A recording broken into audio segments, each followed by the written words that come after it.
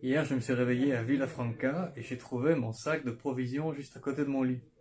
Alors en général, mon sac de provisions, j'aime bien le laisser dans un coin discret de la cuisine. Parfois, j'ai des denrées qui devraient être au frigo, comme du jambon ou du fromage. Mais je ne l'y mets pas parce que souvent, il n'y a pas de frigo dans les auberges, ça arrive. Et puis parfois, quand il y en a un, il est très utilisé par les pèlerins et j'ai pas toujours de la place pour mettre le sac de provisions. Eh bien, en fait, c'est mes amis brésiliens qui l'ont trouvé hier soir. J'avais été me coucher avant eux. Et dans leur gentillesse, ils l'ont ramené jusqu'à mon lit en pensant que je l'avais oublié dans la salle à manger. Et ils ont même retiré le jambon et le fromage du sac et ils l'avaient mis dans le frigo. C'est pour vous dire combien ils sont attentionnés.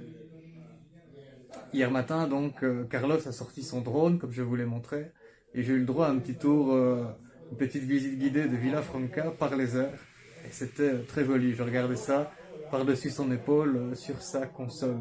La première partie de la journée a été un petit peu ennuyeuse parce qu'il fallait suivre une route, encore que cette route serpentait entre des montagnes et c'était plutôt joli.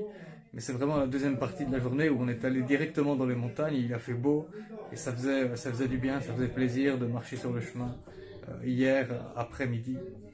C'était la plus longue étape que j'ai faite jusqu'à présent, entre 28 et 29 km. Et on a dû grimper pour aller jusqu'à une localité qui s'appelle O Cebrero. C'est là où je m'arrêtais hier.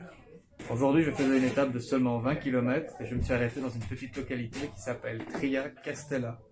Aujourd'hui, je marchais avec des pèlerines qui venaient tantôt du Danemark, tantôt des Pays-Bas, tantôt de l'Allemagne. C'est un petit groupe qui s'est formé au fil du temps sur le chemin et je les croise depuis plusieurs semaines maintenant. Et on a discuté longtemps sur le chemin et ça a fait passer la journée extrêmement vite.